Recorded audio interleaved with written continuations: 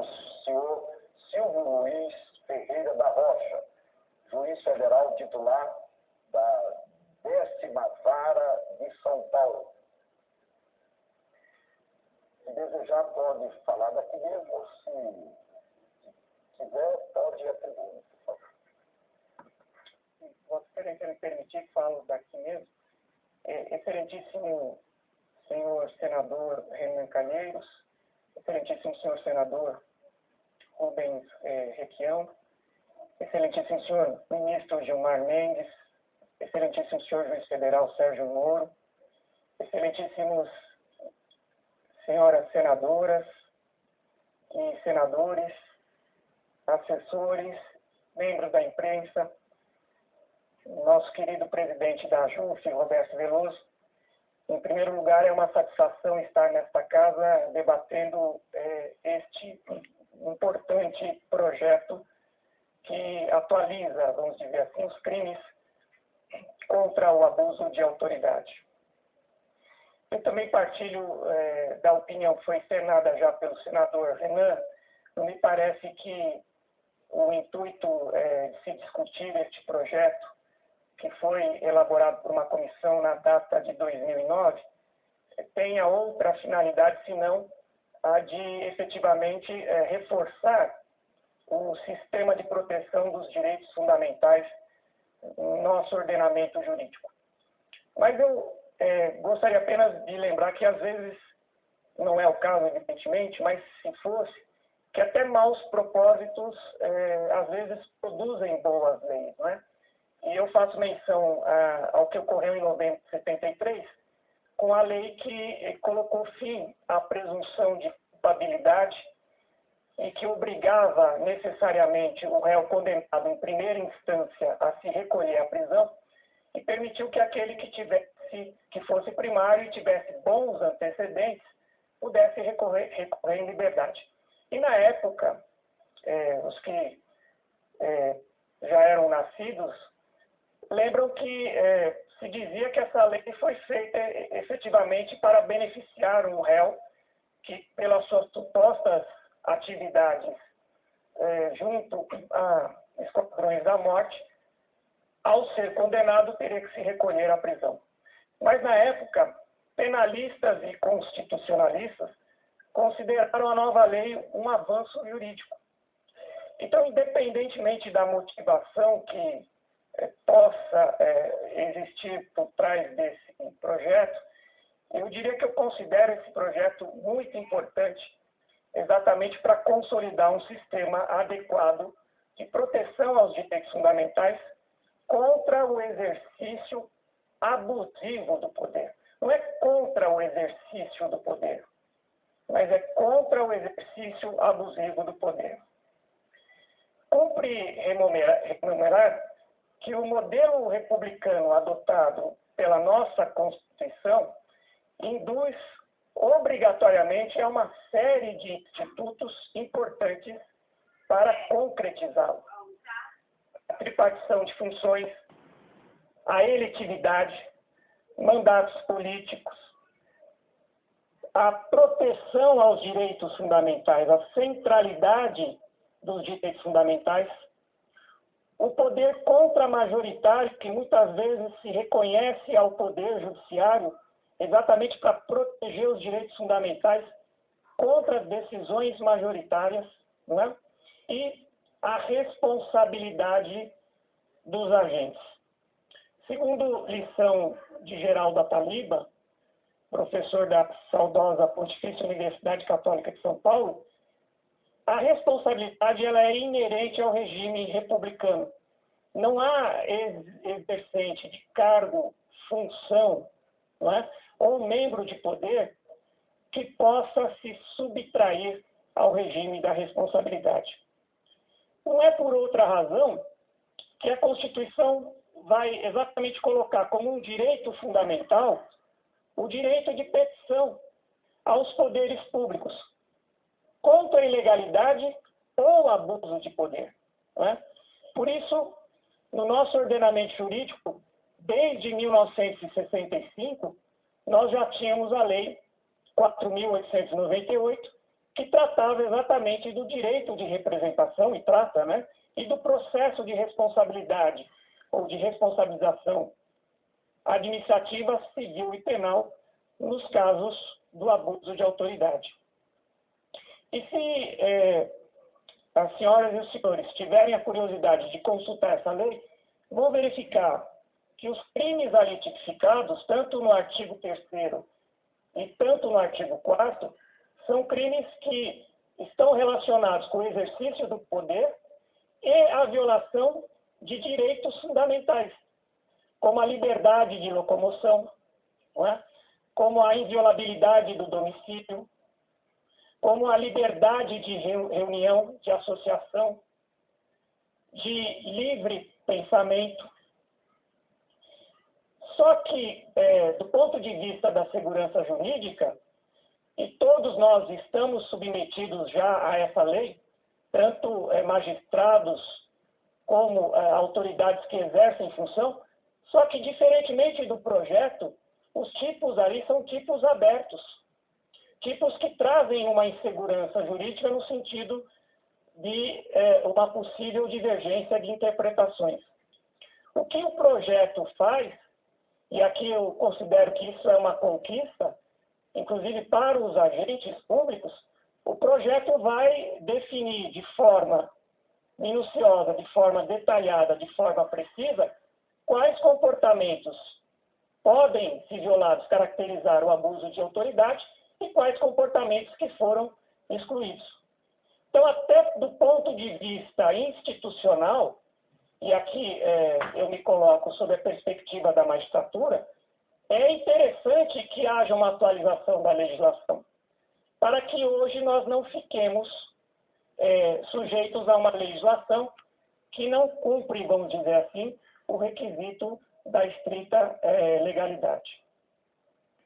Então, a primeira observação que eu gostaria de fazer é que me parece que a discussão desse projeto por essa casa é extremamente oportuna e relevante do ponto de vista da centralidade e defesa dos direitos fundamentais em nosso país. Eu tenho algumas sugestões de aperfeiçoamento, não é? Tive até a oportunidade de encaminhar essas sugestões previamente ao senador Requião. A primeira sugestão, o projeto procura ser um projeto globalizante. Ele fala tanto de membros do poder como agentes da administração pública, não é?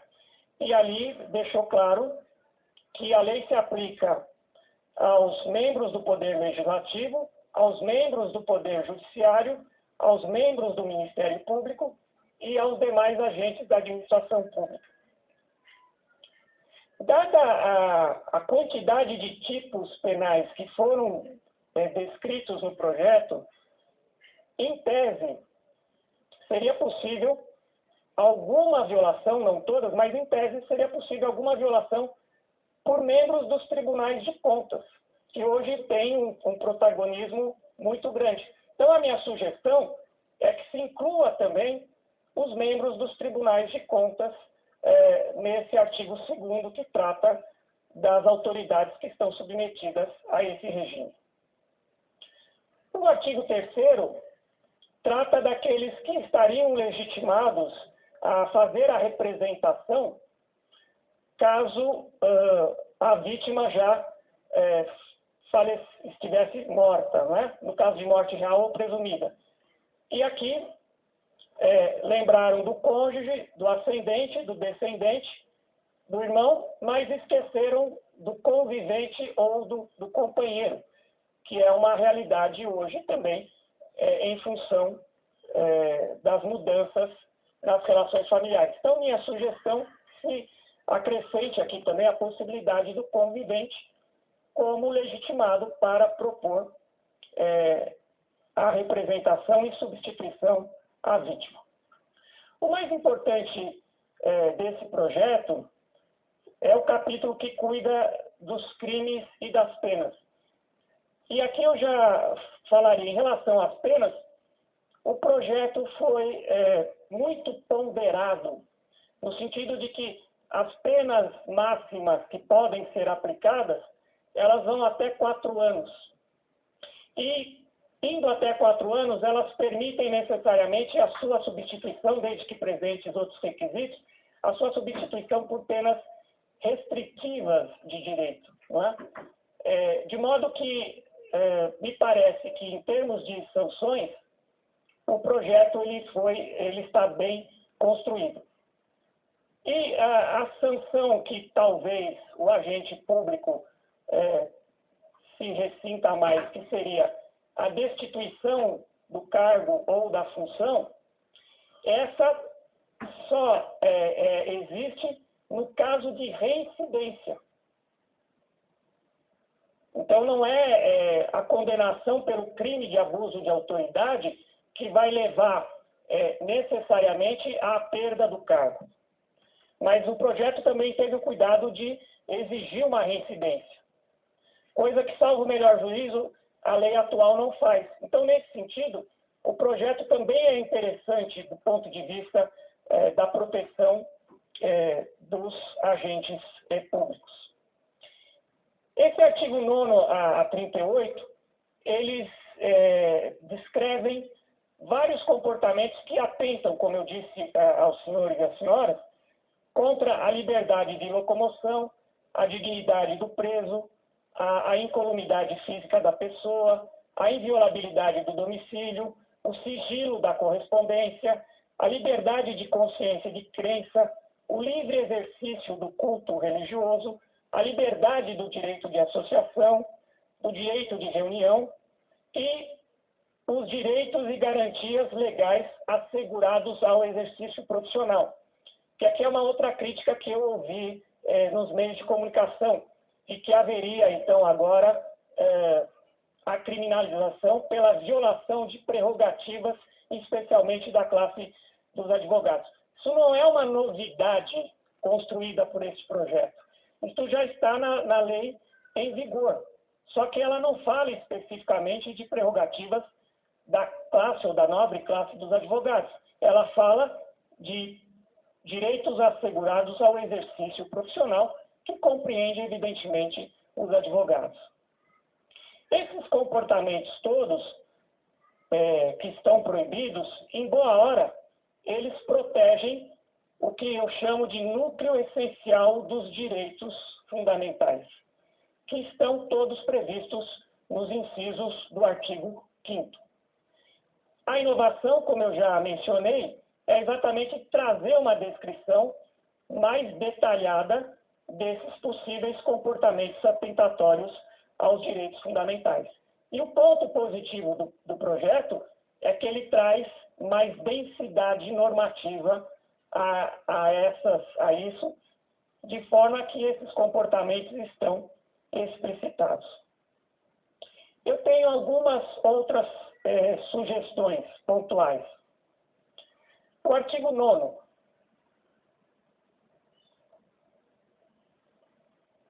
O artigo 9º é o que trata de atentados contra a liberdade de locomoção. O que diz o projeto? Ordenar ou executar captura, detenção ou prisão fora das hipóteses legais ou sem suas formalidades. Aqui acho que há uma omissão do projeto. Não sou eu que vou resolver isso, essa casa é que tem que deliberar sobre isso. Qual é a omissão do projeto? Ela não enfrenta o delicado problema, que é uma realidade hoje, das conduções coercitivas.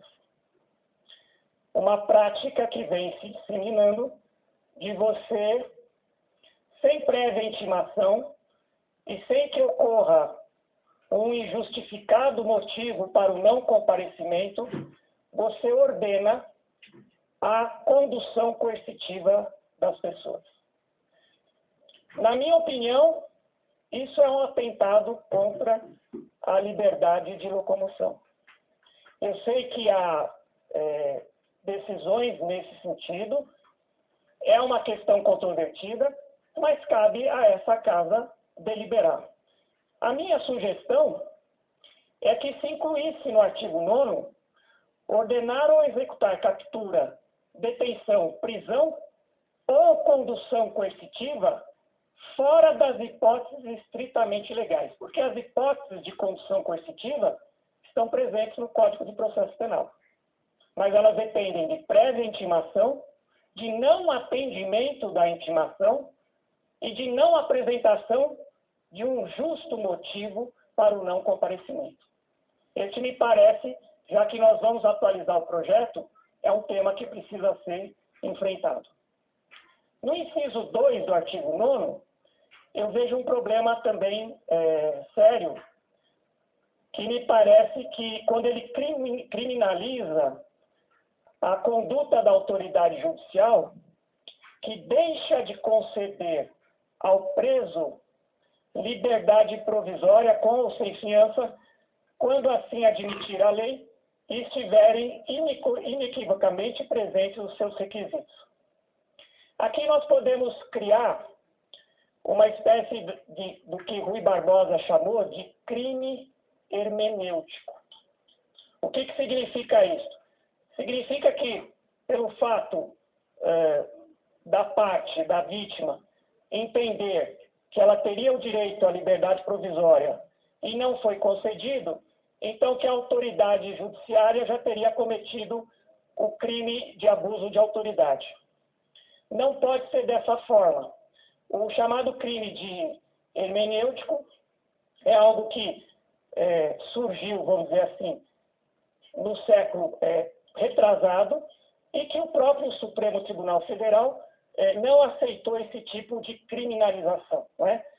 No caso que nós tivemos, era um magistrado do Rio Grande do Sul, Alcides de Mendonça Lima, que, considerando uma lei inconstitucional que fazia alterações no modelo do Tribunal do Júri, ele não aplicou a lei e o governador, então, determinou ao procurador-geral que abrisse ou instaurasse uma ação penal por crime de abuso de autoridade.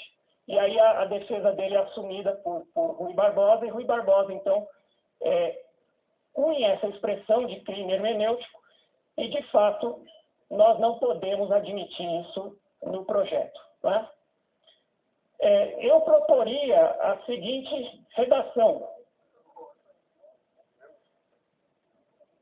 deixar de conceder ao preso liberdade provisória com ou sem fiança, quando assim admitir a lei e estiverem inequivocamente presentes seus requisitos, segundo reconhecido expressamente pelo tribunal, que apreciou o recurso ou o habeas corpus interposto contra o indeferimento do pedido de liberdade provisória. Quer dizer, não é um problema de divergência, porque se há divergência, se pode conceder ou não pode conceder, é evidente que não se caracteriza o crime.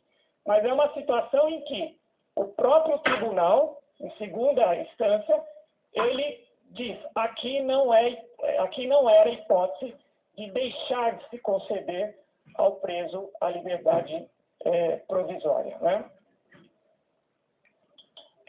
No inciso 10, artigo 4º, ou inciso 4 do artigo 10, há uma criminalização da conduta da autoridade que prolonga a execução da pena privativa de liberdade, de prisão temporária ou preventiva ou de medida de segurança, deixando de executar no próprio dia em que expedido o respectivo alvará ou esgotado o prazo judicial ou legal à soltura do preso. Aqui qual é o problema? Primeiro, o termo inicial. Não me parece que deva ser no mesmo dia em que expedido o alvará, porque entre a expedição e a recepção do alvará pode haver um lapso de tempo. Então, o termo inicial tem que ser o dia do recebimento. Não é? E vejam, o sistema carcerário, às vezes, ele está superlotado. Não tem como a autoridade do presídio ingressar à noite, onde os presos já estão trancados, para tirar o preso da cela, para cumprir aquele alvará. Então, eu colocaria uma exceção. No próprio dia em que recebido o respectivo alvará, salvo se, pelo adiantado da hora, não for possível, sem risco, a segurança do estabelecimento prisional, devidamente certificada pela autoridade competente, ela tem que atestar isso, o cumprimento daquela soltura do preso. Então, nós não podemos ser mais realistas do que o rei, né? Seria essa a minha sugestão. No inciso 5 do artigo 10, é o mesmo problema do crime hermenêutico.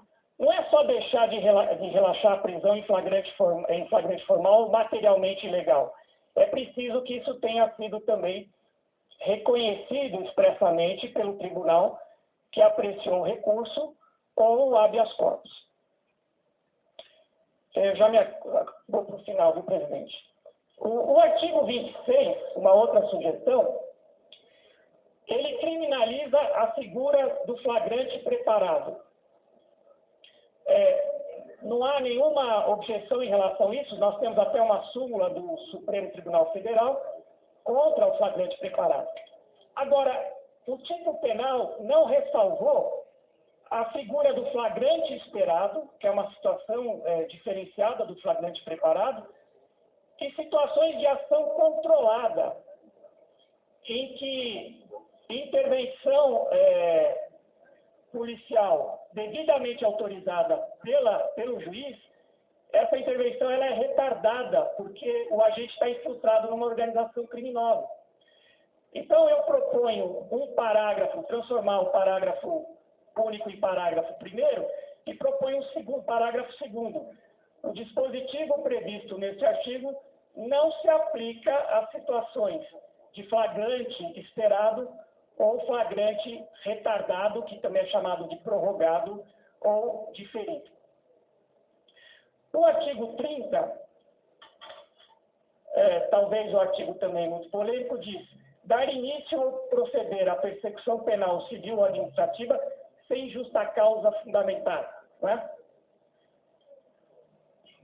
Estou vendo aqui o doutor Miro Teixeira, sabe que existe um conceito doutrinário de justa causa. Vamos colocar isso na lei.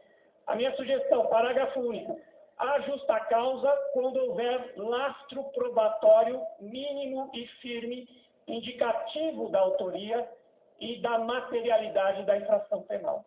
Então, quando tem justa causa, isto é, quando você tem um lastro probatório mínimo, que indica tanto a materialidade da infração penal como a autoria, não há problema, não é? Então, para terminar, eu diria o seguinte, que o projeto tem forte aderência ao texto constitucional, ele procura disciplinar o artigo 34, o inciso 34 do artigo 5º, né? Comparado com a lei atual, ele ganha em densidade normativa ao explicitar de forma minudente e detalhada os possíveis comportamentos considerados como abuso de poder e penas proporcionais, né? Sobretudo a que subordina a perda do cargo ao devido processo legal, a prévia a ocorrência da reincidência e conduzido perante o Poder Judiciário. Muito obrigado. Nós agradecemos a intervenção